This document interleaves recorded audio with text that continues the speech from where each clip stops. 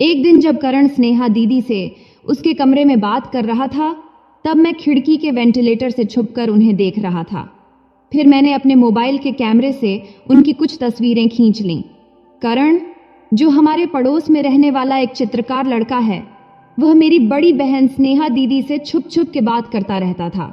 ये मुझे पता चल गया था, इसलिए फोटो खींचते समय मैंने पूरी सावधानी बरती थी, जैसे मोबाइल को साइलेंट मोड पर रखना और कैमरे की आवाज बंद करना। तब मेरे पास अच्छी क्वालिटी का कैमरा वाला मोबाइल फोन नहीं था, इसीलिए मैंने अपने दोस्त का मोबाइल लिया था। फिर मैंने वे सारे फोटो अपने लैपटॉप में डालकर और दोस्त के मोबाइल से डिलीट करके उसे वापस कर दिया। इसके बाद मैंने फोटो एडिटिंग सॉफ्टवेयर में एडिट करके थोड़ी उनकी ब्राइटनेस बढ़ा दिया, ताकि स्नेहा दीदी और करण का चेहरा साफ साफ दिखे। फिर मैंने उन तस्वीरों को कलर प्रिंटर से प्रिंट कर लिया। अब मुझे सही मौके का इंतजार था, ताकि मैं ये फोटो स्नेहा दीदी को दिखाकर उन्हें डराकर उनसे बात करने के लिए मजबूर कर सकूं। मैं ऐसी स्थिति का इंतजार कर रहा था जब करण शहर में ना हो और स्नेहा दीदी घर में अकेली हो। तब मुझे डर था कि अगर स्नेहा दीदी को पहले ही पता चल गया कि मुझे उनकी और करण की सच्चाई पता चल गई है, तो वह करण को बता देगी और वे मुझसे फोटो डिलीट करवाने की कोशिश करेंगे। लेकिन मैं हर वो कोशिश करता रहा जिससे उनको पता ना चले कि मुझे उनके बारे में सब कुछ पता चल गया है। फिर करीब 2 महीने बाद मुझे वो मौका मिला। तब करण 1 हफ्ते के लिए गांव गया हुआ था और स्नेहा दीदी घर पर अकेली थी। उस समय मेरी माँ को भी कुछ दिनों के लिए गांव जाना पड़ा था और पिताजी भी अपने काम से बाहर गए हुए थे। अब मुझे स्नेहा दीदी के साथ अकेले रहने का सही मौका मिल गया था, इसलिए मैंने तुरंत अपनी योजना पर काम शुरू कर दिया। मैंने स्नेहा दीदी की फोटो को एक लिफाफे में डालकर उस पर उनके पति का नाम लिखा और ऐसे दिखाया जैसे यह डाक से आया हो। उस दिन जब मैं कॉलेज से घर आया तो लिफाफा हाथ में लेकर अंदर गया और रसोई में जाकर स्नेहा दीदी को आवाज दिया। वह अपने कमरे से आई। तब वह गुलाबी गाउन पहनी हुई थी। उसे देखकर मैं थोड़ा घबरा गया, लेकिन मैंने हिम्मत जुटाया और लिफाफा उसके हाथ में देते हुए कहा, दीदी, ये बाहर पड़ा था, शायद डाक से आया है। स्नेहा दीदी ने हैरानी से लिफाफा लिया और उसे देखने लगी। तब मैं कुर्सी पर बैठकर बोला, देखो ना दीदी, किसका होगा? उसने कहा, मुझे नहीं पता, ससुराल से तो ऐसा कुछ नहीं आता। फिर उसने लिफाफा खोला और अंदर रखे फोटो देखे। पहला फोटो देखते ही उसकी आंखें फटी की फटी रह गईं और चेहरा सफेद पड़ गया। वह चौंक गई और डर के मारे कुछ बोल नहीं पा रही थी। तब मैंने धीरे से पूछा, क्या हुआ दीदी, सब ठीक है? जब मैंने धीरे से पूछा तो दीदी चौंक गई और धीरे से उदास होकर बोली, हाँ। फिर बोली, शायद यह उनके लिए आया है, मैं इसे रख देती हूँ। ऐसा कहकर वह जल्दी से अपने कमरे में चली गई। उसके जाने के बाद मुझे थोड़ी राहत मिली। तब मैं सोच रहा था कि अब आगे क्या होगा। दीदी ने फोटो देख लिए थे, अब उनकी प्रतिक्रिया कैसी होगी? मेरे मन में ऐसे कई सवाल घूम रहे थे। आखिरकार फोटो उसके पास पहुंच गए थे और अब जो होना था वह हो चुका था। स्नेहा दीदी को बहुत बड़ा झटका लगा था, यह उसके चेहरे से साफ दिख रहा था। शायद वह अपनी भावनाएं मुझसे छिपाने के लिए अपने कमरे में चली गई थी, लेकिन मैं अपनी योजना के तहत आगे बढ़ना शुरू कर दिया था। अब मुझे अपने मकसद को पूरा करना था। हालांकि मैं टेंशन में था और आगे क्या होगा इसको लेकर उत्सुक था। फिर भी मैंने आराम से खाना खाया और अपने कमरे में जाकर बिस्तर पर लेट गया। फिर मैंने सोचा कि स्नेहा दीदी को कुछ समय देना जरूरी है ताकि वह खुद को संभाल सके। इसलिए अगले 2 घंटे तक मैं यही सोचता रहा कि आगे क्या करना है। फिर मैं उठा और स्नेहा दीदी के कमरे के दरवाजे पर दस्तक दिया। तभी अंदर से आवाज आई, क्या है? मैंने कहा, दरवाजा खोलो ना। इस पर दीदी ने पूछा, क्यों? मैंने कहा, मुझे कुछ बात करनी है। तब दीदी ने थोड़ी झुंझलाहट से कहा, अभी मुझे परेशान मत करो, मैं आराम कर रही हूँ। फिर तुरंत ही मैंने कहा, बस 1 मिनट के लिए खोलो। तब दीदी शायद सोच में पड़ गई थी और 1 मिनट तक कुछ नहीं बोली। फिर उसने कहा, ठीक है, 2 मिनट रुको। फिर उसने दरवाज़ा खोला और मुझे अंदर जाने दिया। तब वह बिस्तर पर बैठ गई और थके हुए अंदाज में बोली, जल्दी बोलो, मेरा सिर दर्द कर रहा है, मुझे सोना है। मैंने चिंता जताते हुए पूछा, दीदी, तबीयत ठीक नहीं है क्या? मैं ठीक हूँ, जल्दी बताओ क्या कहना है, उसने चिढ़ते हुए कहा। मैंने कहा, मेरे मोबाइल में कुछ फ़ोटो हैं जो तुम्हें दिखाने हैं। ये सुनते ही दीदी चौकन्नी हो गई और सतर्क होकर बोली, कैसे फोटो और मुझे क्यों दिखा रहे हो? मैंने हंसते हुए कहा, अरे पहले देख तो लो, तुम्हें पसंद आएंगे। उसने रूखे अंदाज में कहा, मुझे कुछ नहीं देखना, तुम यहाँ से जाओ। तब मैंने गंभीरता से कहा, अगर नहीं देखोगी तो पछताओगी। अब दीदी उलझन में पड़ गई और बोली, क्या मतलब है तुम्हारा? अच्छा ठीक है, दिखाओ जल्दी। तब मैं उत्साहित था लेकिन थोड़ा नर्वस भी था। मैं उसके पास गया, मोबाइल निकाला और गैलरी ओपन किया। तब स्नेहा दीदी ध्यान से स्क्रीन की ओर देख रही थी। पहला फोटो देखते ही उसने राहत की सांस ली, क्योंकि वह फोटो माँ का था जो किचन में काम कर रही थी। फिर उसने मोबाइल हाथ में ले लिया। तब मैंने कहा, आगे के फोटो देखो, बहुत अच्छे हैं। फिर दीदी ने मोबाइल स्क्रीन को स्क्रॉल किया और आगे के फोटो देखने लगी। तब मैं उसके पास ही खड़ा होकर एक नज़र स्क्रीन पर और एक नज़र उस पर रखा हुआ था। मोबाइल में आगे माँ और पापा के कुछ सामान्य पारिवारिक फोटो थे। फिर स्नेहा दीदी और करण के भी कुछ नॉर्मल फोटो थे। आगे की जैसे ही दीदी ने फोटो देखी, उसकी टेंशन दूर हो गई और वह उत्साह से फोटो देखने लगी। फिर अगला फोटो सिर्फ स्नेहा दीदी का था, जिसमें वह एक सुंदर साड़ी में थी। वह फोटो देखकर उसने मुझसे पूछा, ये फोटो तुमने कब लिया? तब मैंने मुस्कुराते हुए कहा, आगे के फोटो देखोगी तो खुद पता चल जाएगा। फिर दीदी ने मुझे अजीब नज़रों से देखा और फिर हंसकर आगे के फोटो देखने लगी। जैसे ही उसने अगला फोटो देखा, जिसमें उसकी कमर के ऊपर का हिस्सा था, जिसे देख उसकी आंखें चौड़ी हो गईं और वह घबराकर मेरी तरफ देखने लगी। तब मैंने इशारे से उसे अगले फोटो पर जाने के लिए कहा। अब अगला फोटो देखकर उसकी चिंता सही निकली, क्योंकि उस फोटो में वह और करण के साथ खड़ी थी। वो फोटो देखते ही गुस्से में मेरे पास आकर उसने कहा, नालायक, तूने ये फोटो कहाँ से लिया? तभी मैं अपना मोबाइल उसके हाथ से छीन लिया। तब उसने मेरा मोबाइल छीनने की बहुत कोशिश की, लेकिन मैंने झटपट उसे अपने पैंट की जेब में डाल लिया। तब वह गुस्से में चिल्लाई, बेशर्म, ये फोटो तुम्हें कहाँ से मिले? जल्दी बता। तब मैंने शांति से कहा, मैंने खुद लिए हैं। ये सुनकर वह चौंक कर बोली, कब, कहाँ, कैसे? तब उसे भी यह समझ आ रहा था कि उसके सवाल बेकार हैं, लेकिन फिर भी वह पूछ रही थी। खैर, मैंने शांत स्वर में उसे बताया कि मुझे उसके और करण के बारे में सब पता है और ये फोटो मैंने स्टोर रूम के वेंटिलेटर से खींचे हैं। ये सुनकर दीदी को समझ नहीं आया कि क्या करे और फिर वह रोने लगी। मेरा सब कुछ बर्बाद हो गया, मेरा जीवन खत्म हो गया। वह बड़बड़ाते हुए बिस्तर पर गिर गई और तकिए में मुंह छिपाकर जोर जोर से रोने लगी। तब मैं चुपचाप बेड के किनारे बैठा रहा और उसे देखता रहा। वह वहीं पड़ी पड़ी सुसक रही थी और रोते हुए उसके शरीर में हल्की हलचल हो रही थी। तब गुलाबी गाउन उसके शरीर से पूरा चिपका हुआ था, जिससे उसका शरीर साफ दिखाई दे रहा था। कुछ देर बाद जब उसका रोना थोड़ा कम हुआ, तब भी वह बेड पर ही पड़ी रही। फिर मैंने उसके पास जाकर उसके कंधे पर हाथ रखा और कहा, दीदी, अब बस करो, उठो। लेकिन वह रोती रही। कुछ देर बाद शायद उसने सोचा कि और कुछ कर भी नहीं सकती, इसलिए चुपचाप पड़ी रही। तब मैंने फिर से कहा, दीदी, मैं ये फोटो किसी को नहीं दिखाऊंगा, मुझ पर भरोसा करो। यह सुनकर दीदी ने धीरे धीरे सिर उठाया और मेरी ओर देखा, लेकिन अब भी वह बिस्तर पर उल्टी ही लेटी हुई थी, लेकिन थोड़ा ऊपर होकर उसने मुझे घूरा। तब उसके चेहरे पर गुस्सा साफ झलक रहा था। तब मैं एक पल के लिए उसकी ओर देखता ही रहा। जब उसे एहसास हुआ कि मैं उसे इतनी नज़दीक से देख रहा हूँ, तो उसने तुरंत अपने शरीर को सीधा किया और मेरी ओर घूरते हुए बोली, ऐसे क्या देख रहे हो? मैंने कहा, तुम जैसी हो वैसी ही देख रहा हूँ।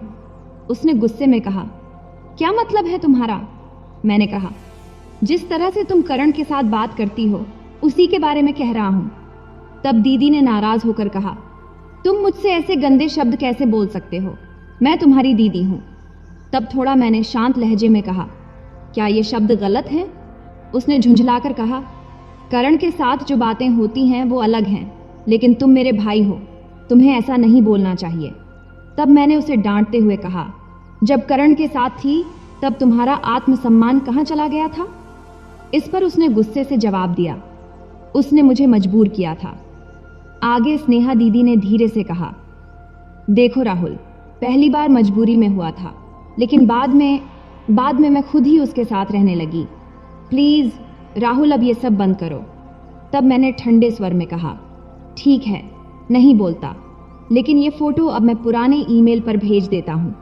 अगर जरूरत पड़ी तो इन्हें प्रिंट करके पोस्ट से भेज दूंगा। ये सुनकर दीदी ने सिर झुका लिया और फिर से रोने लगी। उसे इस हालत में देखकर मेरे मन में ख्याल आया कि उसे यूं ही छोड़ देना चाहिए या उसे पूरी तरह अपने वश में कर लेना चाहिए।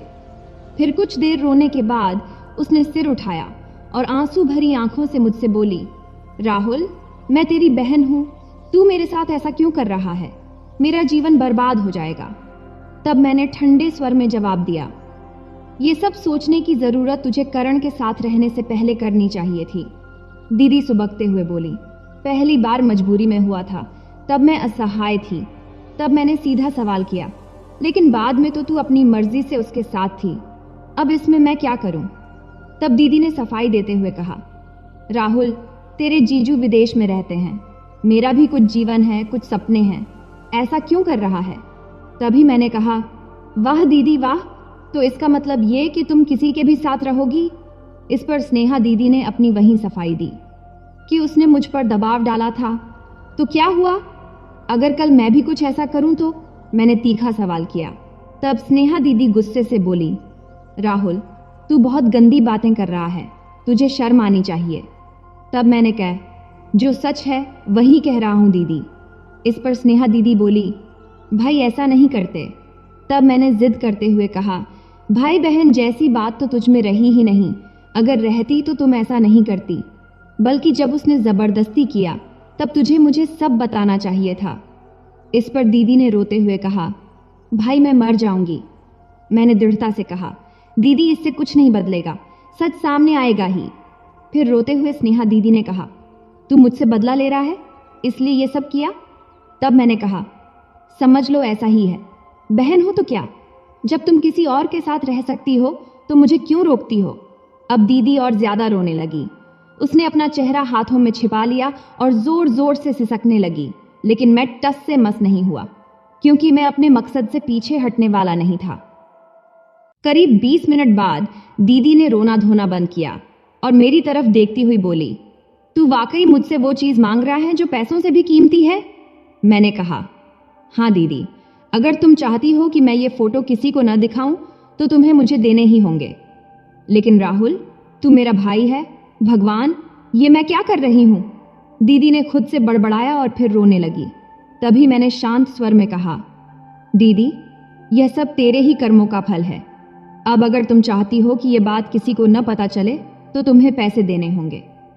फिर स्नेहा दीदी ने कुछ देर सोचा और फिर बोली, ठीक है, मैं दूंगी, लेकिन राहुल, ये गलत है।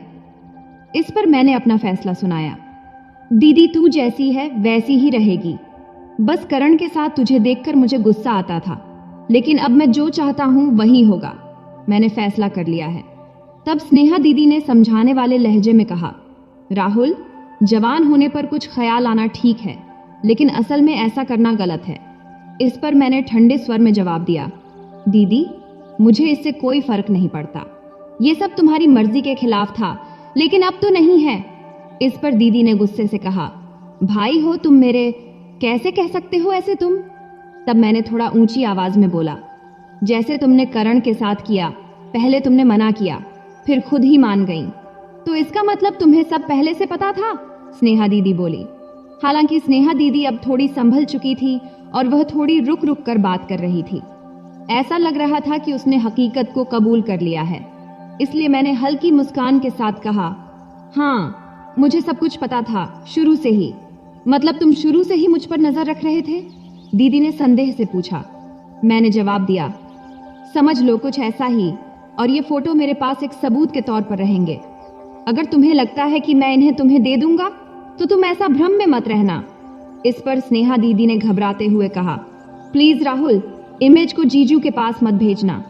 तो फिर तैयार होना, मैंने उसकी तरफ देखते हुए पूछा। तब उसने हार मानते हुए कहा, क्या मेरे पास और कोई रास्ता बचा है? इस पर मैंने कहा, बिल्कुल नहीं, तुम्हें तैयार होना ही पड़ेगा। फिर मैंने धीरे से उसका हाथ अपने हाथ में ले लिया। तभी स्नेहा दीदी ने मेरे हाथ की ओर देखा और फिर मेरी ओर नजरें उठाईं। अब हम दोनों एक दूसरे को घूर रहे थे। मैंने देखा उसकी आंखें रोने से लाल हो चुकी थीं और चेहरा सूजा हुआ था, लेकिन वह मुझे हमेशा की तरह ही अट्रैक्टिव लग रही थी। फिर थोड़ी देर की खामोशी के बाद दीदी ने मेरे हाथ पर अपना हाथ रखते हुए कहा, राहुल, मैं तैयार हूं, लेकिन मुझे थोड़ा समय चाहिए। ये कोई छोटी बात नहीं है, मुझे इसकी आदत नहीं है। मेरा मन अभी इसके लिए तैयार नहीं है। मुझे थोड़ा सा समय दे दो। अभी मैं आराम करना चाहती हूँ, बहुत थक गई हूँ। अब दीदी की बात सुनकर मैं सोच में पड़ गया। फिर सोचा, आखिर उसने हाँ तो कह ही दिया है। अगर उसे थोड़ी देर आराम करने दिया जाए तो क्या ही फर्क पड़ेगा। इससे वह मानसिक रूप से तैयार भी हो जाएगी और शायद बाद में कोई दिक्कत न करे। तब मैंने मन ही मन सोचा कि उसे अब आराम करने देना चाहिए। इसलिए मैंने कहा, ठीक है दीदी, तुम आराम कर लो, मैं 2 घंटे में वापस आता हूँ, लेकिन तब कोई बहाना मत बनाना।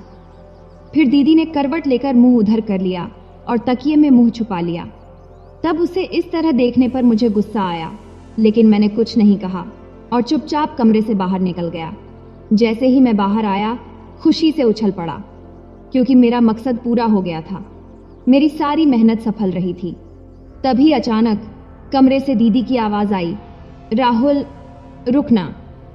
तब मैंने दरवाजे से मुड़कर पूछा, क्या हुआ दीदी? उसने कहा, राहुल, इन फोटो का क्या करेगा तू? मैंने हंसते हुए कहा, पहले सब ठीक से होने दो, फिर मैं खुद अपने मोबाइल से डिलीट कर दूंगा। लेकिन कोई देख लेगा तो? उसने कहा। मैंने कहा, कोई नहीं देखेगा, मैंने बहुत अच्छी तरह से छुपा रखा है, तुम चिंता मत करो। तब उसे यह भरोसा दिलाकर मैं कमरे से बाहर निकल गया। बाहर निकलते ही मुझे महसूस हुआ कि मैंने जो चाहा था वह अब पूरा होने वाला है। फिर खुशी से उछलते हुए मैं अपने कमरे में गया और बिस्तर पर लेटकर सोचने लगा कि स्नेहा दीदी को कैसे हैंडल करना है। वो मुझसे क्या क्या कहेगी, कैसे करेगी, मैं नर्वस तो नहीं हो जाऊंगा। ये सब सोचते सोचते मैं कल्पनाओं में खो गया।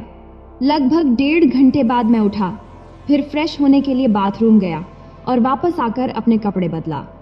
फिर मैंने आरामदायक टी-शर्ट और बरमुडा शॉर्ट्स पहन लिया ताकि खुद को सहज महसूस कर सकूं।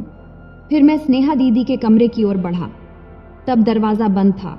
मैंने हल्का धक्का दिया और दरवाज़ा खोल दिया। फिर अंदर जाते ही जो देखा उसे देखकर मैं हैरान रह गया। स्नेहा दीदी अपने बिस्तर पर लेटी थी। उसकी आंखें बंद थीं, लेकिन वो सच में सोई नहीं थीं, बस आंखें बंद करके यूं ही पड़ी थीं। मुझे लगा था कि शायद वो सो गई होगी, लेकिन नहीं, वो पूरी तरह तैयार होकर मेरा इंतजार कर रही थी। मैंने कभी नहीं सोचा था कि वो इस तरह लेटी मिलेगी। मुझे लगा था कि शायद वो सोचते सोचते सो गई होगी, लेकिन यहाँ मामला कुछ और ही था। उसके चेहरे पर हल्की उदासी थी, लेकिन फिर भी वो शांत दिख रही थी। तब मैं धीरे धीरे उसके पास गया। मेरी आहट से उसने हल्के से आंखें खोली और मुझे देखा। तब मैंने हल्की मुस्कान दिया, लेकिन उसने फिर से आंखें बंद कर लीं। उसकी आंखों में हल्का गुस्सा था, शायद शर्म भी। आखिर भाई के सामने इस तरह लेटना उसके लिए भी असहज था, भले ही वो खुद ही इसके लिए तैयार हुई हो। अब मैं उसके बिल्कुल करीब था। मैंने हल्के स्वर में कहा, स्नेहा दीदी। इस पर उसने आंखें तो नहीं खोली, मगर धीमे से बोली, क्या है? तब मैंने पूछा, तुम ऐसे आंखें बंद करके क्यों पड़ी हो? दीदी बोली, तो क्या करूं? तुम्हें मुझसे बात करनी है ना? मैंने कहा, हाँ, लेकिन तुम्हारी आंखें बंद होंगी तो कैसे बात करूंगा? दीदी बोली, तो क्या तुम मेरी आंखों से ही बात करोगे? मैंने कहा, नहीं, लेकिन मैं आगे कुछ कहता, इससे पहले ही दीदी बोल पड़ी, देखो राहुल, समय मत गवाऊं, इसलिए तो मैं यहाँ पहले से तैयार होकर पड़ी हूँ। इस पर मैंने हिचकिचाते हुए कहा, दीदी, ये सब ठीक नहीं लग रहा है। तुम्हें नहीं लग रहा होगा, लेकिन मुझे अब सब समझ में आ गया है। लेकिन दीदी, सच कहूँ तो ये सब तुम्हारी ही वजह से हुआ है। दीदी बोली, तो क्या करूं? अब जो हो गया उसे टाल तो नहीं सकते। तभी मैंने उसकी ओर देखते हुए पूछा, क्या अब तुम तैयार हो? उसने कहा, नहीं, लेकिन क्या मेरे पास और कोई रास्ता है? नहीं ना, इसलिए बेहतर होगा कि तुम इस सिचुएशन से कुछ सीख लो। लेकिन याद रखना, तुम मेरे भाई हो, मैं तुम्हारे साथ ऐसा महसूस नहीं कर सकती। इस पर मैंने कहा, पहले भी तो तुमने ऐसा ही कहा था, लेकिन बाद में तुमने खुद स्वीकार किया ना। इस पर उसने कहा, वो अलग बात थी, लेकिन तुम मेरे भाई हो।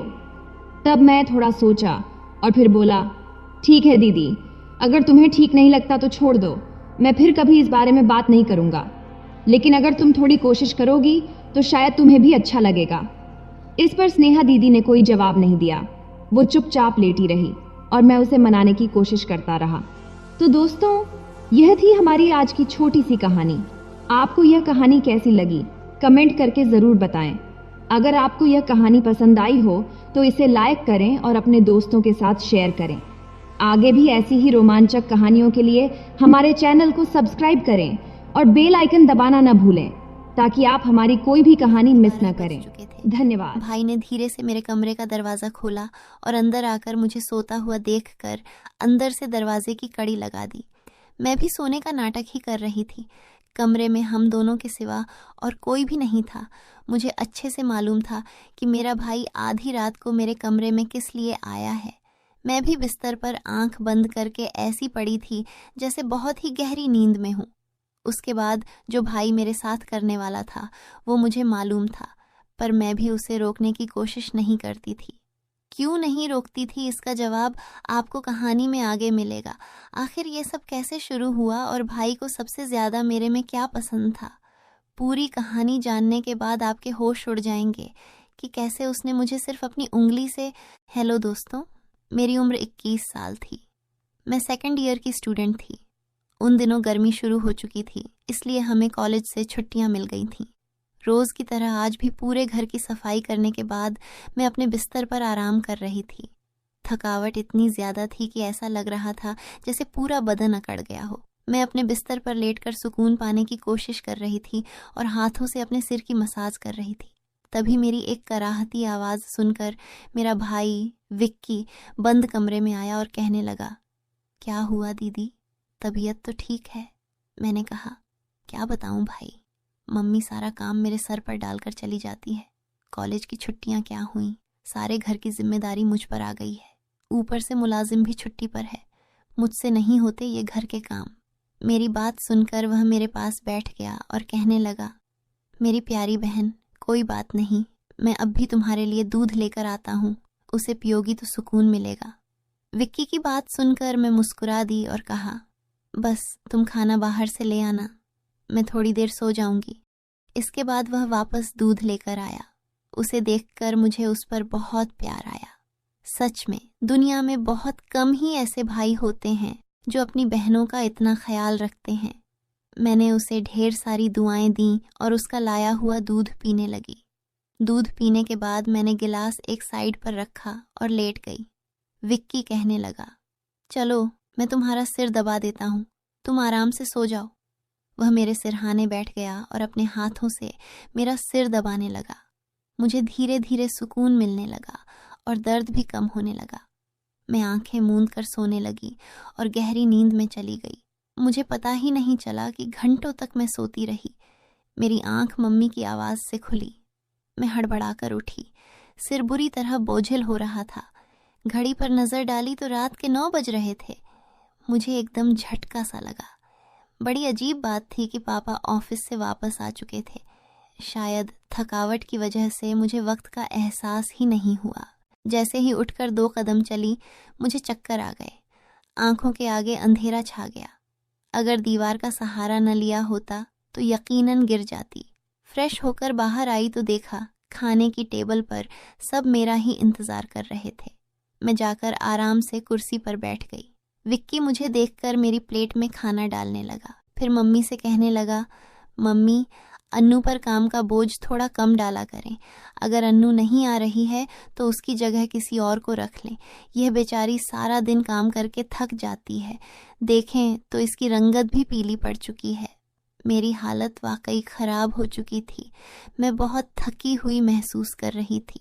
मम्मी और पापा दोनों ही जॉब करते थे, क्योंकि सिर्फ पापा की नौकरी से घर चलाना मुश्किल था। ऊपर से हमारी पढ़ाई के खर्चे भी कुछ कम नहीं थे, इसलिए मम्मी भी उसी कंपनी में काम करती थीं जहां पापा नौकरी करते थे। मैं और विक्की कॉलेज जाते थे, मगर अभी गर्मियों की वजह से छुट्टियां थीं, इसलिए हमें घर पर ही रहना पड़ रहा था। मैंने यह बात नोट की थी कि पिछले कुछ दिनों से विक्की मेरे साथ कुछ ज़्यादा ही जुड़ गया है। जब से मेरी छुट्टियां हुई थीं, वह मेरा बहुत ख्याल रखने लगा था। अगर मैं घर का कोई काम कर रही होती तो आकर मेरी मदद करने लगता। अगर मैं थक जाती तो मेरा सिर दबाने लगता। मैं उसे मना करती, मगर वह कहता, नहीं, तुम थक चुकी हो, इतना काम करती हो, मेरा हक है कि मैं तुम्हें सुकून पहुंचाऊं।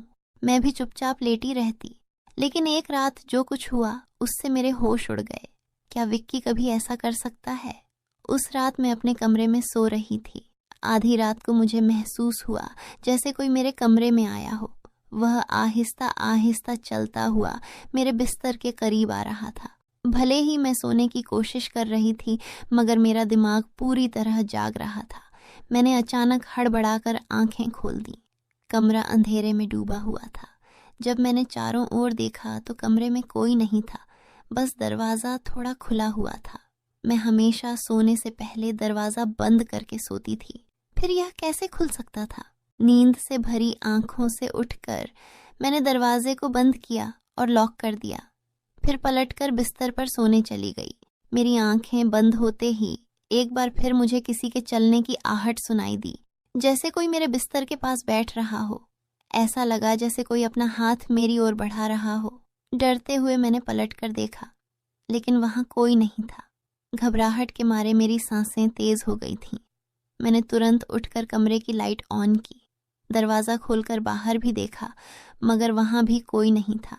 आज से पहले ऐसा कभी नहीं हुआ था जो अब हो रहा था। मुझे प्यास लगी तो मैं कमरे का दरवाज़ा खोलकर बाहर निकली। उसी वक्त विक्की भी अपने कमरे से बाहर निकला। मुझे देखकर उसने पूछा, क्या बात है, आप अभी तक जाग रही हैं? मैंने जवाब दिया, कुछ नहीं, बस ऐसा महसूस हुआ जैसे कमरे में कोई मौजूद हो। पानी पीकर मैं दोबारा कमरे में आ गई और पीछे पीछे विक्की भी आ गया। उसने कहा, आपको डरने की ज़रूरत नहीं है। अगर आपको डर लग रहा है तो मैं आपके पास सो जाता हूँ।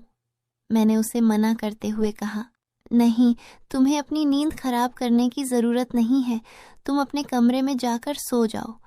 लेकिन वह जिद करने लगा, मैं आपको अकेला किसी भी हाल में नहीं छोड़ सकता। आपकी तबीयत खराब हो सकती है, मैं आपको तकलीफ में नहीं देख सकता।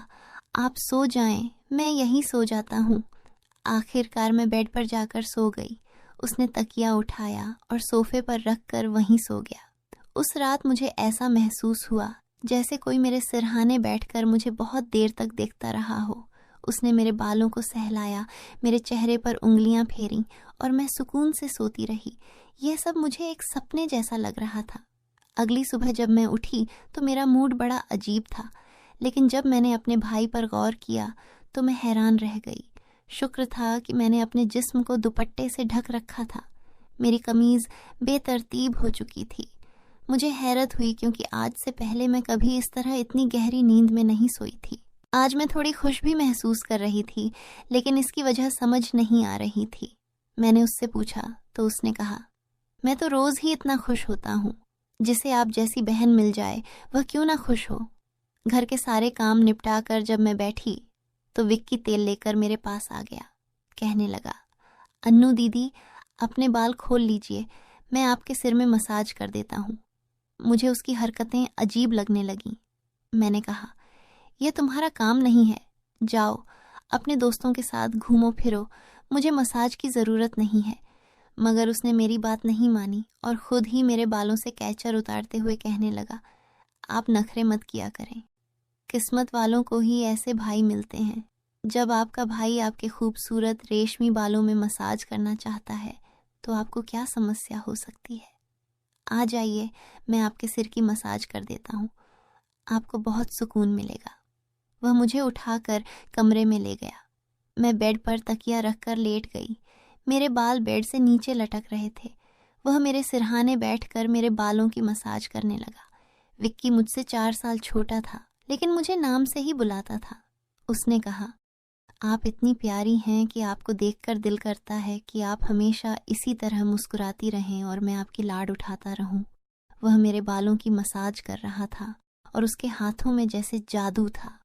मुझे इतना अच्छा लग रहा था कि मैं धीरे धीरे नींद की वादियों में खोने लगी। तेल की खुशबू भी बहुत ज़बरदस्त थी। मैंने उससे पूछा, यह कौन सा तेल है? वह बोला, यह बहुत ही ख़ास तेल है, ख़ास आपके लिए।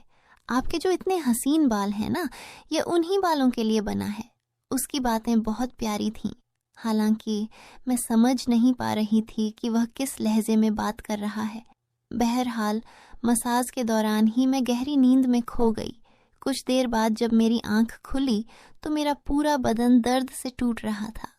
ऐसा लग रहा था जैसे मेरी टांगों पर बहुत ज्यादा वजन रखा गया हो। पूरे बदन में दर्द सरक रहा था। मैं धीरे धीरे उठकर बैठी और आसपास देखने लगी। मेरी हालत अजीब थी। जब मैंने खुद पर गौर किया तो देखा कि मैं पूरी तरह भीगी हुई थी, जैसे किसी ने मुझे नहला दिया हो। मेरे कपड़े गीले थे, पंखा बंद था और कमरे में गर्मी थी। ये सब क्या हो रहा था?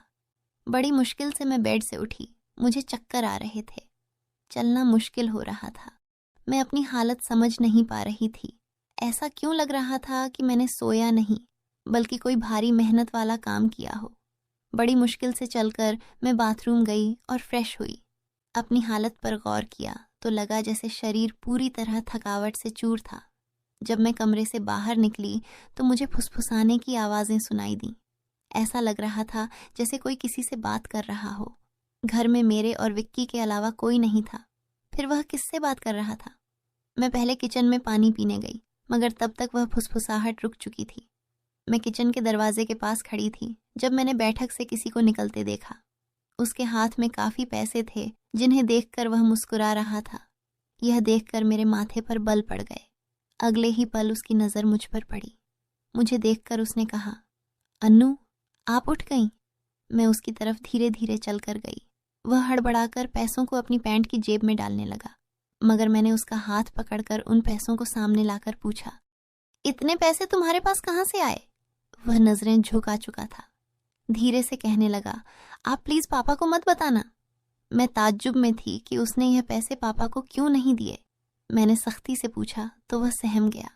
उसने कहा, ये पैसे तो पापा के एक दोस्त ने कई साल पुराने कर्ज के रूप में लौटाए थे। मैंने सोचा था कि इनसे मोबाइल खरीद लूंगा, लेकिन उसने पैसे मुझे थमा दिए। मैंने उसे डांटते हुए कहा, हाँ, तुमने अच्छा किया। घर के हालात देखो किस कदर खराब हैं। हमारे माँ बाप दोनों नौकरी कर रहे हैं और तुम मोबाइल खरीदने की बात कर रहे हो। वह शर्मिंदा हो गया। उसी रात मैंने वे पैसे पापा को दे दिए। उस रात विक्की मुझसे कोई बात नहीं कर सका और जल्दी सोने चला गया। अगले दिन मैं किचन में काम कर रही थी जब विक्की अपने दोस्तों के साथ घर में दाखिल हुआ। मैं यह देखकर हैरान थी कि वह अपने दोस्तों को सीधा लाउंज में ले आया था। उस वक्त मैं दुपट्टा उतारकर बर्तन धो रही थी। जैसे ही वे सब हंसते हुए अंदर आए, मैंने तुरंत दुपट्टा ओढ़ लिया। मैंने उसे समझाने की कोशिश की, यह क्या तरीका है? तुम जानते हो इस वक्त मम्मी पापा घर पर नहीं हैं, फिर भी तुम इन लोगों को घर ले आए हो। विक्की तुनक्कर बोला, यह मेरा घर है। जब आपको मेरा ख्याल नहीं है तो मैं आपका ख्याल क्यों करूं? अच्छा, खाना तैयार करो। ये मेरे बहुत खास दोस्त हैं। वह मुझसे काफ़ी नाराज़ लग रहा था, मगर अब मैं क्या करती? खाना तो बनाना ही था। मैं उसके दोस्तों के लिए खाना बनाने लगी। तभी वह बोला, खाना परोसने भी तुम खुद ही आओगी। विक्की का यह रवैया मुझे हैरान कर रहा था। छोटी सी बात पर वह इतना कैसे बदल सकता था? मैंने खाना टेबल पर लगा दिया। मैंने गौर किया कि उसके दोस्त बार बार मुझे घूर रहे थे। वे सभी विक्की की उम्र से बड़े लग रहे थे और अजीब तरीके से मुझे देख रहे थे, जैसे मुझे निगल ही जाएंगे। मैं डरकर अपने कमरे में चली गई और खुद को बंद कर लिया। जैसे ही वे गए, मैं विक्की पर फट पड़ी, दोबारा तुम्हारे ये दोस्त इस घर में नजर नहीं आने चाहिए। मगर वह अगले ही पल मेरे गाल थाम कर कहने लगा, इतना गुस्सा कहाँ से आता है? वे दोबारा नहीं आएंगे, लेकिन आप इस बारे में मम्मी पापा को कुछ नहीं बताएंगी। विक्की के इस बर्ताव से मैं परेशान हो गई। वह कभी प्यार जताने लगता था तो कभी चिढ़ने। बहरहाल मैंने हामी भर दी और अपने कमरे में चली गई। मुझे विक्की की हरकतें दिन ब दिन अजीब लगने लगी थीं। उस रोज़ भी जब मैं अपने कमरे में आराम करने के लिए सोई तो अचानक मुझे अपने पैरों पर किसी के हाथ महसूस हुए। मैंने चौंक कर आंखें खोलीं तो देखा कि विक्की मेरे पैरों को अपनी गोद में रखकर मसाज कर रहा था। मैंने तुरंत उसे ऐसा करने से मना किया, मगर वह कहने लगा, मैं जो कर रहा हूँ मुझे करने दो। इस घर में एक मैं ही हूँ जिसे आपकी इतनी फिक्र है। मम्मी पापा को तो काम से ही फुर्सत नहीं है। मैं भी थक चुकी थी। आंखें बंद की और सोने लगी। विक्की के हाथों की मसाज से मुझे नींद आ गई, लेकिन जब मेरी आंख खुली तो मेरे होश उड़ गए। मेरा सिर बुरी तरह चकरा रहा था। बिस्तर की चादर बिल्कुल बेतरतीब हो चुकी थी। बिस्तर पर एक शर्ट और एक मेल परफ्यूम पड़ा था। यह सामान किसका था? मैं कुछ बोल नहीं सकी। मेरे सिर में इतनी तेज दर्द था कि मैं फिर से बिस्तर पर गिर गई। ऐसा लग रहा था जैसे किसी ने मुझे बेहोशी की दवा पिला दी हो। पास में फुसफुसाने की आवाजें आ रही थीं, मगर कौन बोल रहा था यह मैं पहचान नहीं सकी। मुझे सिर्फ विक्की की आवाज सुनाई दे रही थी।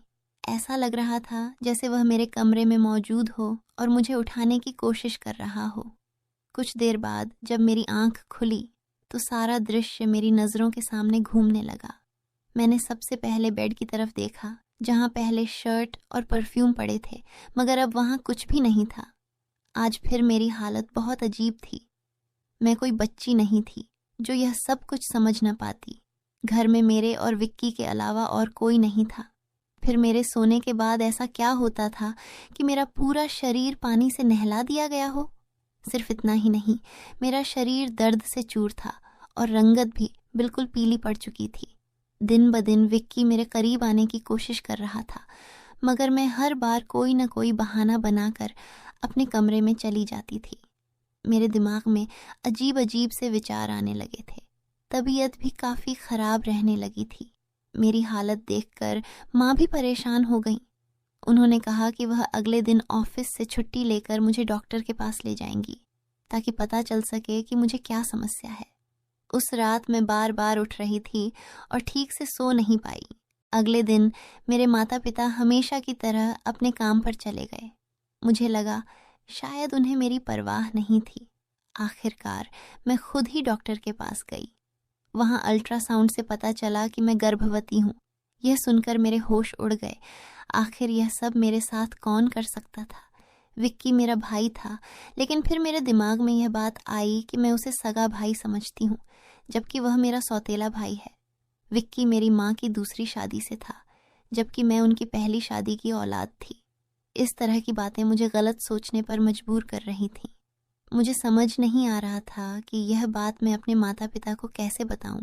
विक्की जब भी मेरे पास बैठता तो कभी मेरा हाथ पकड़ता तो कभी मेरे गाल खींचने लगता। मैं पहले इन बातों को हल्के में लेती थी, मगर अब सब कुछ अलग नजर आ रहा था।